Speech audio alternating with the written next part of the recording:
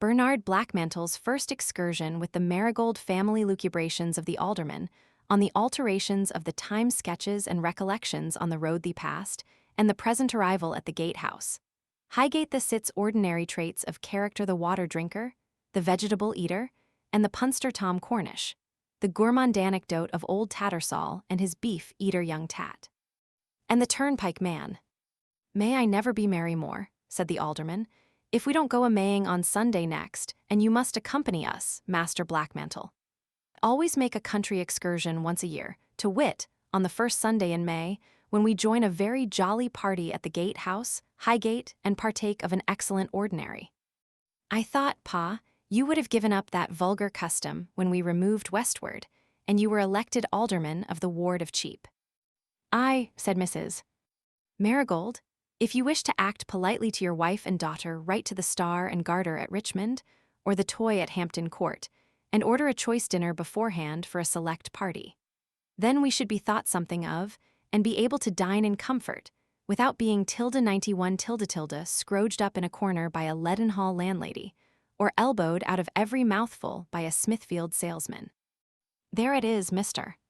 Blackmantle. That's the evil of a man having a few pounds more in his purse than his neighbors. It makes him miserable with his family at home, and prevents him associating with old friends abroad. If you marry my Biddy, make these conditions with her to dispense with all Mrs. Marigold's maxims on modern manners, and be at liberty to smoke your pipe where, and with whom you please. I declare, Pa, one would imagine you wished Mr. Blackmantle to lose all his manners directly after marriage, and all respect for his intended bride beforehand. Nothing of the sort, Miss Sharpwit.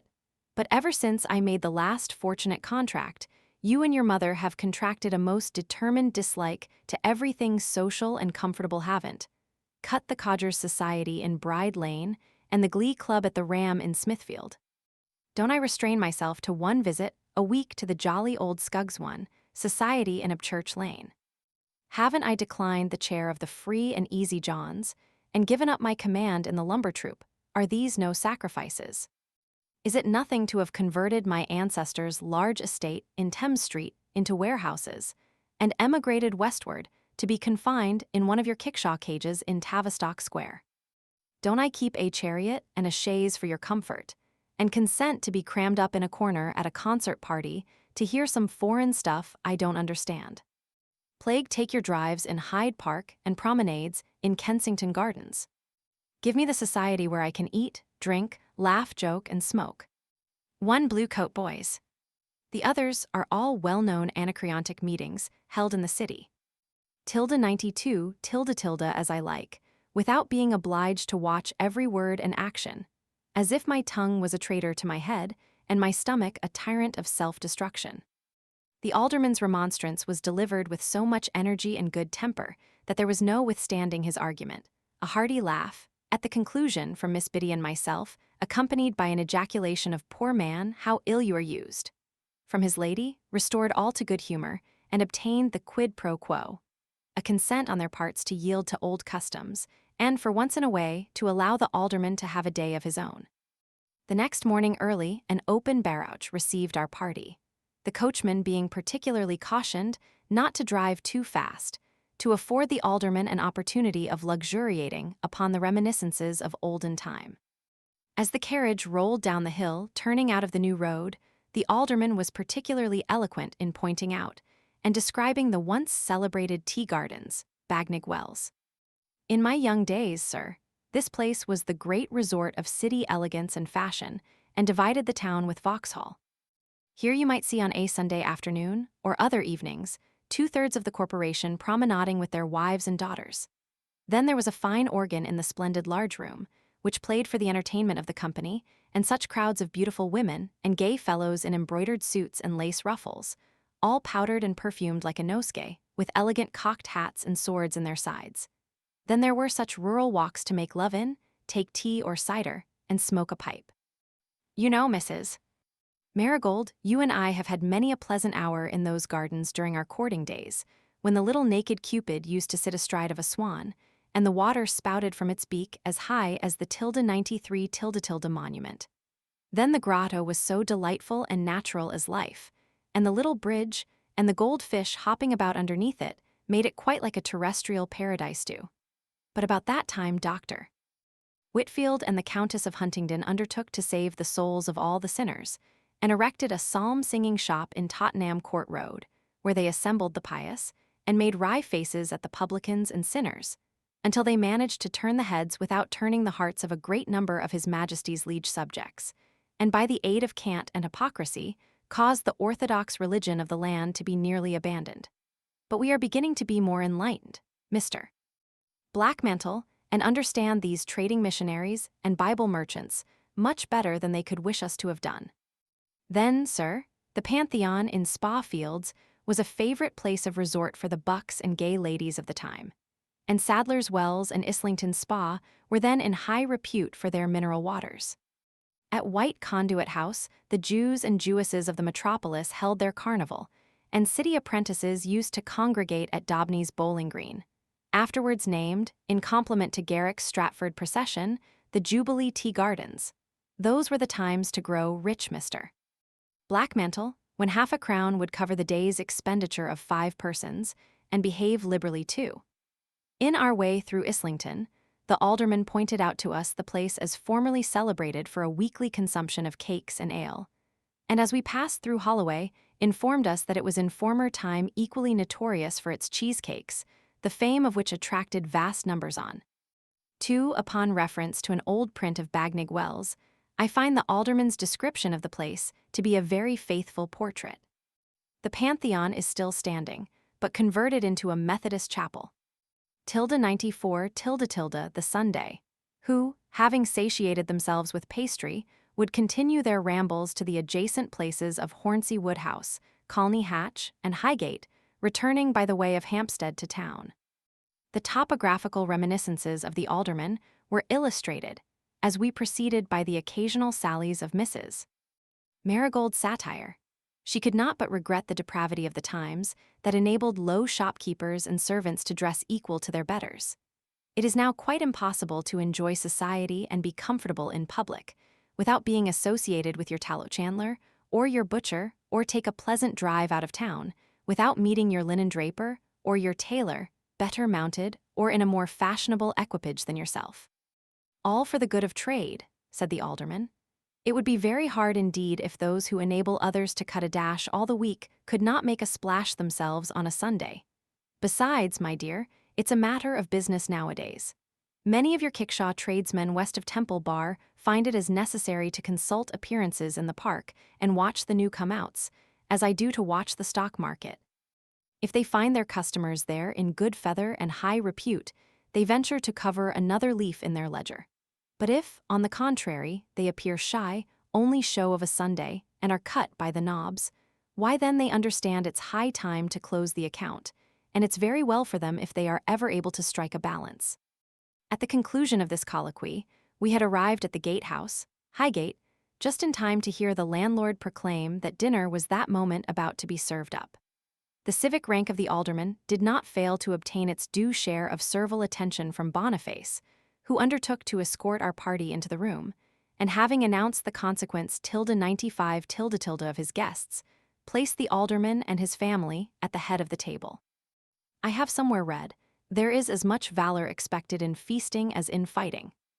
And if anyone doubts the truth of the axiom, let him try with a hungry stomach to gratify the cravings of nature at a crowded ordinary, or imagine a well-disposed group of 20 persons, all in high appetite and eager for the fray, sitting down to a repast scantily prepared for just half the number, and crammed into a narrow room, where the waiters are of necessity obliged to wipe every dish against your back, or deposit a portion of gravy in your pocket. To say nothing of the sauce, with which a remonstrance is sure to fill both your ears. Most of the company present upon this occasion appeared to have the organs of destructiveness to an extraordinary degree, and mine host of the gatehouse, who is considered an excellent physiognomist, looked on with trembling and disastrous countenance, as he marked the eager anxiety of the expectant gourmands sharpening their knives, and spreading their napkins, at the shrine of sensuality, exhibiting the most voracious symptoms of desire to commence the work of demolition. A small tureen of mock turtle was half lost on its entrance, by being upset over the leg of a dancing master, who capered about the room to double quick time from the effects of a severe scalding, on which the alderman, with a wink, observed that the gentleman had no doubt caused many a calf's head to dance about in his time, and now he had met with a rich return. "I'll bring an action against the landlord for the carelessness of his waiter." "You had better not," said the alderman. "Why not, sir?" replied the smarting son of Terpsichore. "Because you have only one leg to stand on." This sally produced a general laugh and restored all to good humor. On the appearance of a fine cod's head and shoulders, the tilde 96 tilde tilde rosy gills of Marigold seemed to extend with ecstatic delight, while a dozen voices assailed him at once with "I'll take fish, if you please." "Aye, but you don't take me for a fag. If you please, gentlemen, I shall help the ladies first, then myself and friend, and afterwards you may divide the omnium and scrip just as you please." "What a strange animal," whispered the dancing master to his next neighbor, an old conveyancer. "Yes, sir," replied the man of law, "a city shark, I think, that will swallow all our share of the fish." "Don't you think, Mr. Alderman," said a lusty lady on the opposite side of the table, "the fish is rather high?" "No, Maine, it's my opinion," looking at the fragments, "the company will find it rather low." "Aye, but I mean, Mr. Alderman, it's not so fresh as it might be."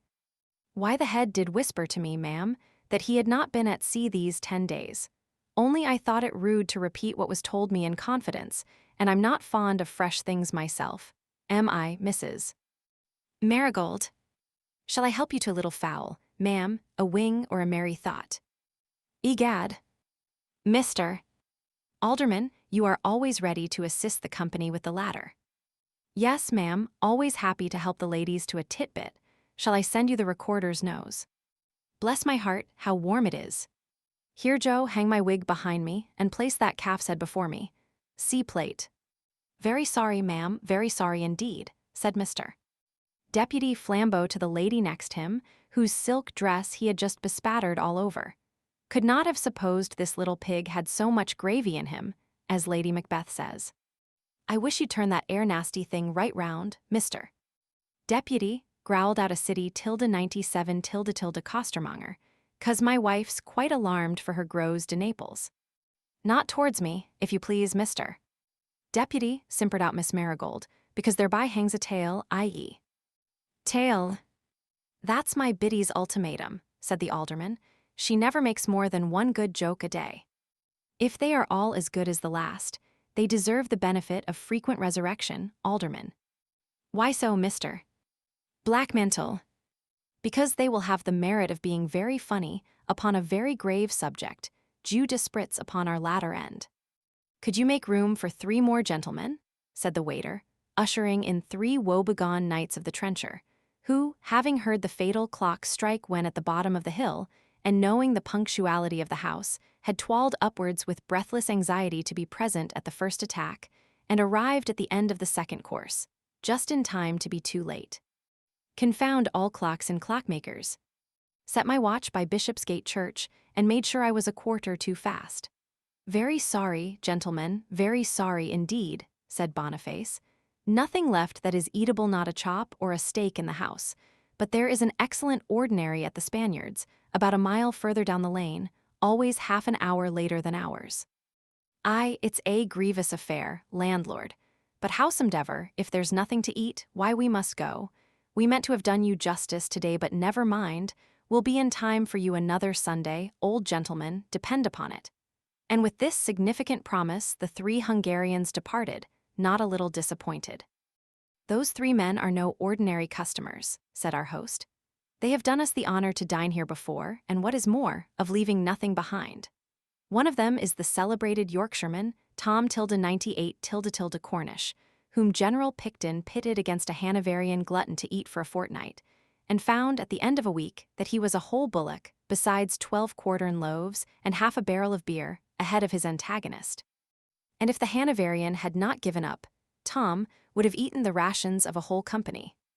His father is said to have been equally gluttonous and penurious, and could eat any given quantity.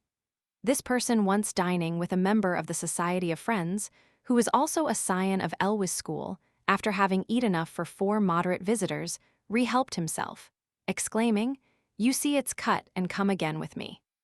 To which the sectarian gravely replied, Friend, cut again thou mayst, but come again thou never shalt. Aye, that's a very good joke, landlord, said the alderman. But you know I am up to your jokes. You think these long stories will save your mutton, but there you're wrong, they only give time to take breath. So bring in the sirloin and the saddle of mutton, waiter. And when we've done dinner, I'll tell you an anecdote of old Tattersall and his beefeater, which occurred at this house in a former landlord's time. Come, Mr. Blackmantle, let me send you a slice of the sirloin, and tell us what you think of good eating. That the wit of modern times directs all its rage ad gulem, and the only inducement to study is erudito luxu, to please the palate and satisfy the stomach. Even my friend Ebony, the northern light, has cast off the anchorite, and sings thus jollily.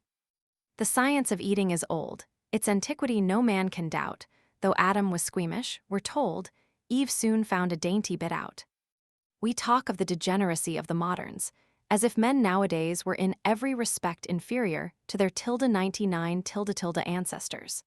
But I maintain, and challenge contradiction, that there are many stout rubicund gentlemen in this metropolis that might be backed for eating or drinking with any bacchanalian or masticator since the days of Adam himself. What was Ophelius Bibulus, the Roman parasite, or Silenus Ebrius or Milo, who could knock down an ox and eat him up directly afterwards, compared to Tom Cornish or Richardson the oyster-eater III? Or what are all these opposed to the Oxonian, who, a short time since, went to the Swan at Bedford and ordered dinner? A goose being brought, he hacked it in a style at which Mrs. Glass would have fainted. Indeed, so wretched was the mutilated anatomy, in appearance from bad carving, that, being perfectly ashamed of it, he seized the moment when some poor mendicant implored his charity at the window, deposited the remains of the goose in his apron, rang the bell, and asked for his bill. The waiter gazed a moment at the empty dish, and then rushing to the landlord, exclaimed, Oh, meester, the gentlemen eat the goose, bones and all. And the worthies of Bedford believe the wondrous tale to this day.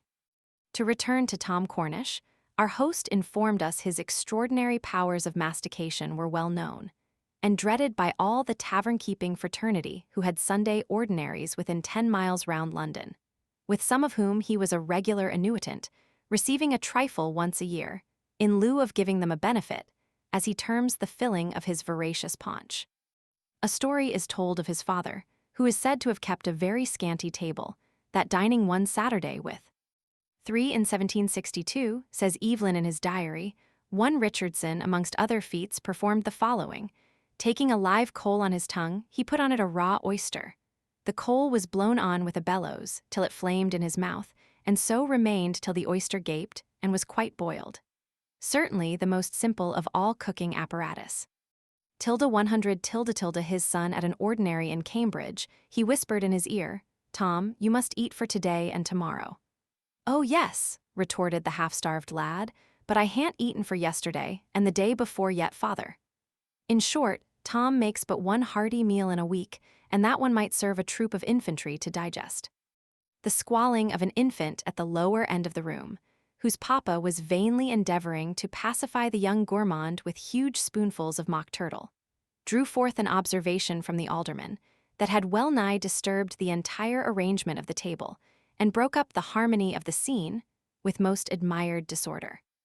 For on the head of the Marigold family, likening the youngsters' noise to a chamber organ, and quaintly observing that they always had music during dinner at Fishmonger's Hall, the lady mother of the infant, a jolly dame, who happened to be engaged in the shell fish line, took the allusion immediately to herself, and commenced such a furious attack upon the alderman as proved her having been regularly matriculated at the college in Thames Street. When the storm subsided, the ladies had vanished, and the alderman moved an adjournment to what he termed the snuggery, a pleasant little room on the first floor, which commanded a delightful prospect over the adjacent country. Here we were joined by 3 eccentric friends of the Marigold family, who came on the special invitation of the alderman, Mr. Peter Pendragon, a celebrated city punster, Mr. Philotas Wantley, a vegetable dieter, and Mr. Galen Cornaro, an abominator of wine, and a dyspeptic follower of Kitchener and Abernethy, a trio of singularities that would afford excellent materials for my friend Richard Peake, the dramatist, in mixing up a new monologue for that facetious child of whim and wit, the inimitable Charles Matthews. Our first story, while the wine was decantering, proceeded from the 101 alderman, who, having been driven from the dinner table somewhat abruptly by the amiable Caro Sposa of the fish merchant, had failed in giving us his promised anecdote of old Tattersall and his beefeater. "I have dined with him often in this house," said the alderman, "in my earlier days, and a pleasant, jovial, kind-hearted fellow he was, one who would ride a long race to be present at a good joke, and never so happy as when he could trot a landlord or knock down an argument monger with his own weapons." The former host of the gatehouse was a bit of a screw, and old Tat knew this.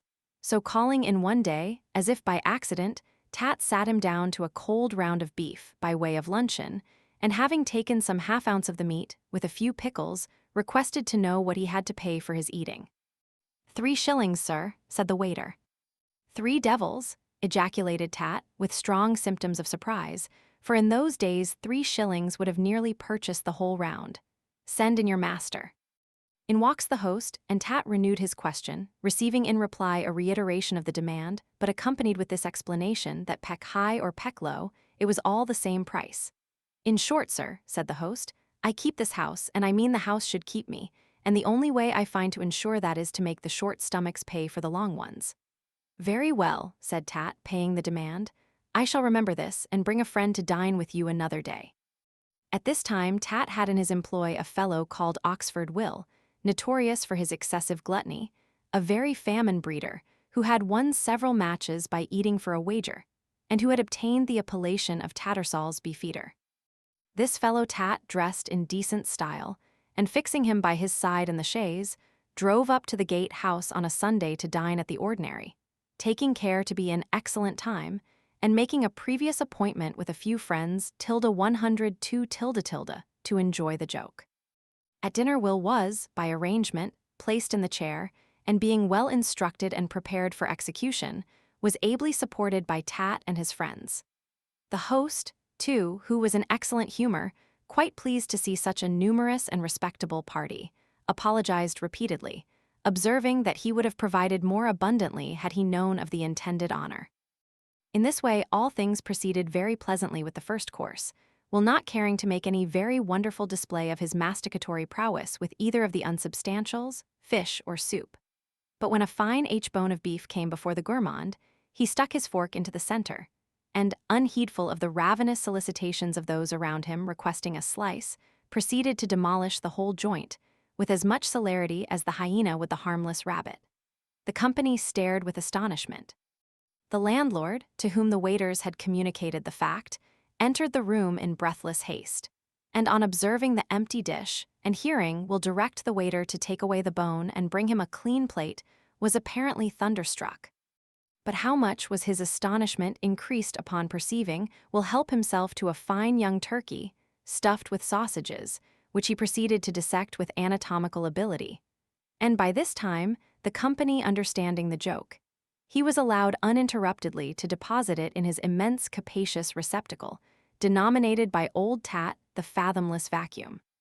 Hitherto the company had been so completely electrified by the extraordinary powers of the glutton, that astonishment had for a short time suspended the activity of appetite, as one great operation of nature will oftentimes paralyze the lesser affections of the body.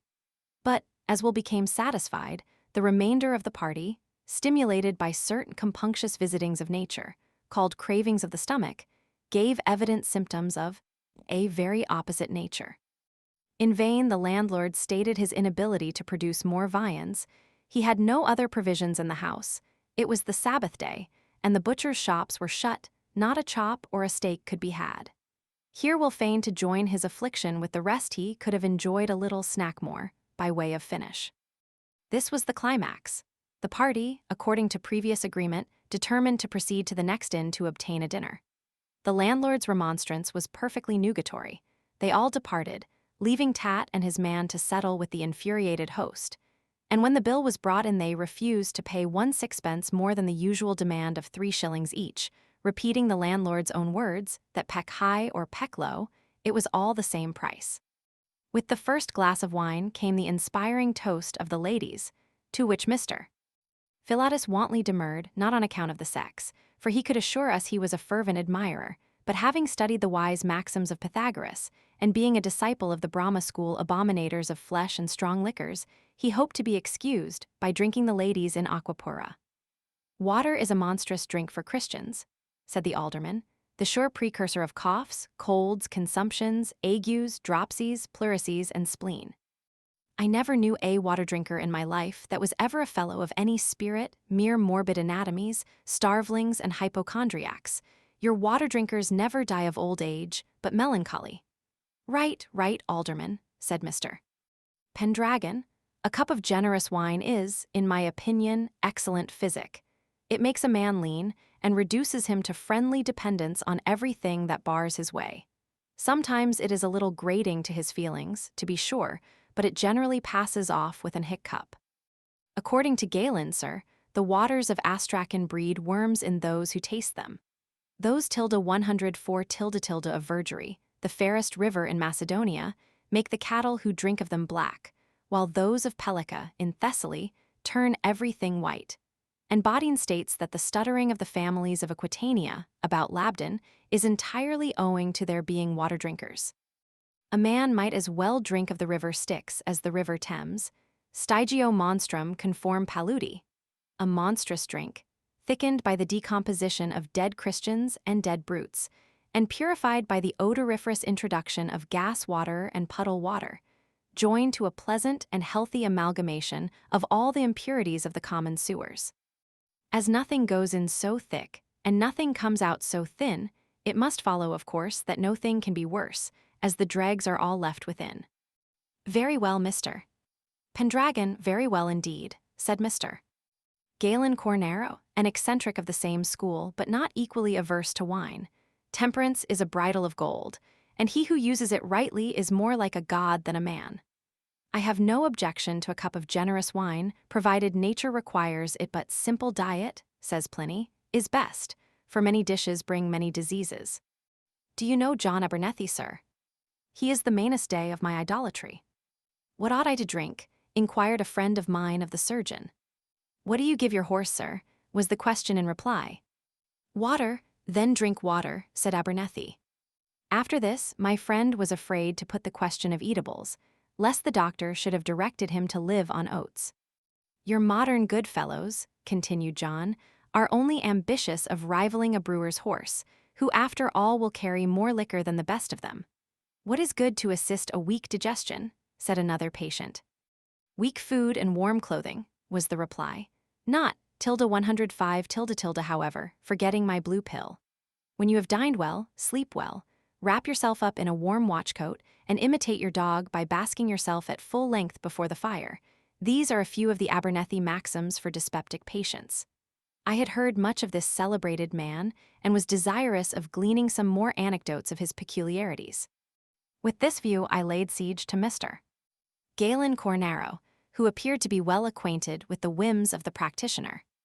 "I remember, sir," said my informant, "a very good fellow of the name of Eliot, a bass singer at the concerts and theaters of the metropolis, a man very much resembling John Abernethy in person, and still more so in manner. One who under a rough exterior carried as warm a heart as ever throbbed within the human bosom."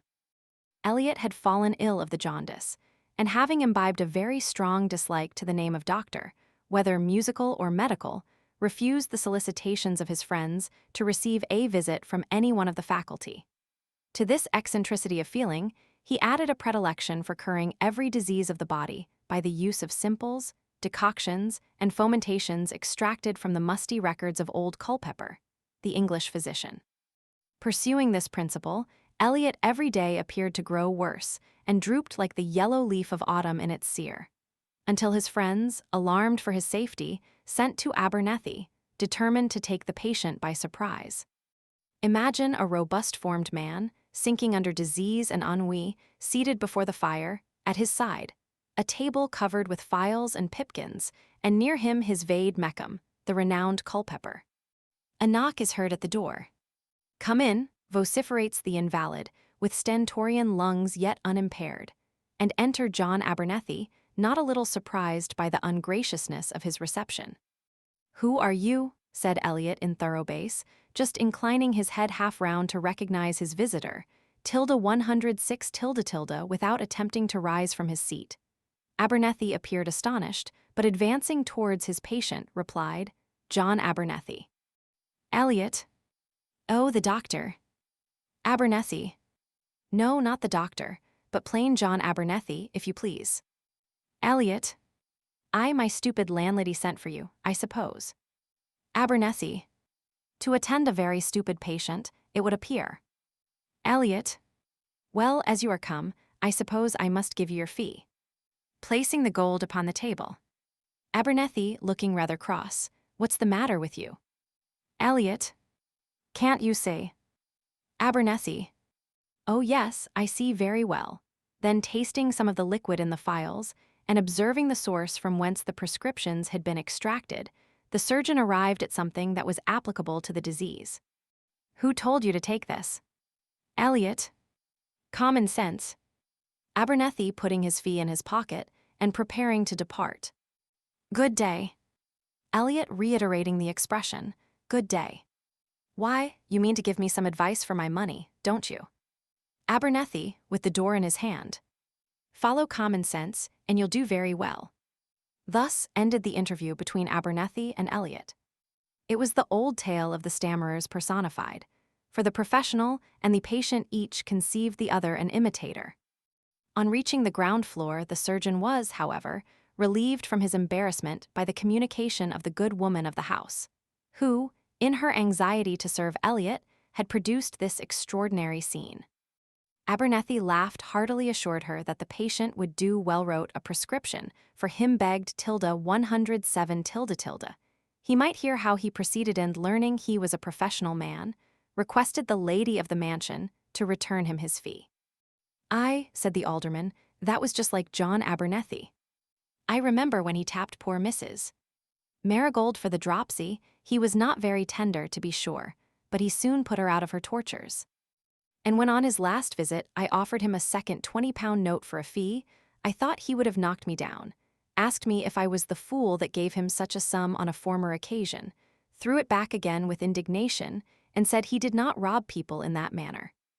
No professional man does more generous actions than John Abernethy, only it must be after his own fashion." "Come, gentlemen, the bottle stands still," said Mr. Pendragon, "while you are running through the merits of drinking. Does not Rabelais contend that good wine is the best physic? Because there are more old tipplers than old physicians. Custom is everything, only get well seasoned at the first start, and all the rest of life is a summer scene.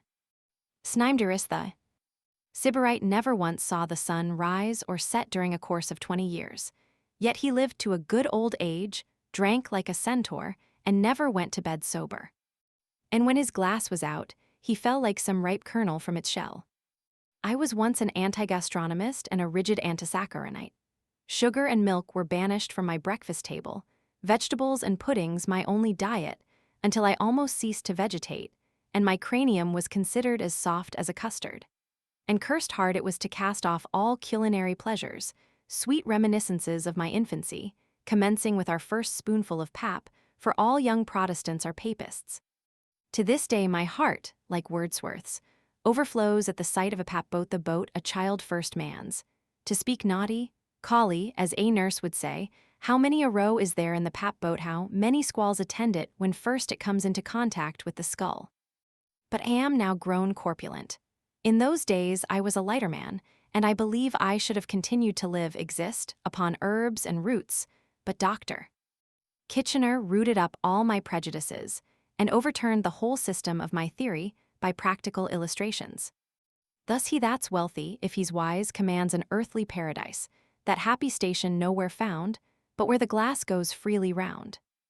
Then give us wine, to drown the cares of life in our declining years, that we may gain, if he even think fitting, by drinking, what was lost by eating. For though mankind for that offense were doomed to labor ever since, yet mercy has the grape empowered to sweeten what the apple soured. To this good-humored sally of Pendragon succeeded a long dissertation on meats, which it is not meat I should relate, being for the most part idle conceits of Mr. Galen Cornaro, who carried about him a long list of those prescribed eatables, which engender bile, breed the incubus, and produce spleen, until, according to his bill of fare, he had left himself nothing to subsist upon in this land of plenty but a mutton chop or a beefsteak. What pleased me most was, that with every fresh bottle, the two disciples of Pythagoras and Abernethy became still more vehement in maintaining the necessity for a strict adherence to the theory of water and vegetable economy, while their zeal had so far blinded their recollection, that when the ladies returned from their walk to join us at tea, they were both back plenties. As Kallman has it, something inclining from a right line, and approaching in its motion to serpentine sinuosities. A few more puns from Mr. Pendragon, and another story from the alderman, about his friend, young Tattersall, employing Scroggins the bruiser, disguised as a countryman to beat an impudent Highgate toll-keeper, who had grossly insulted him, finished the amusements of the day, which Mrs. Marigold and Miss Biddy declared had been spent most delightfully, so rural and entertaining, and withal so economical, that the alderman was induced to promise he would not dine at home again of a Sunday for the rest of the summer. To me, at least, it afforded the charm of novelty, and if to my readers it communicates something of character, blended with pleasure in the perusal, I shall not regret my Sunday trip with the Marigold family and first visit to the Gatehouse HIGGT, the Stock Exchange, tilde 110 tilde tilde.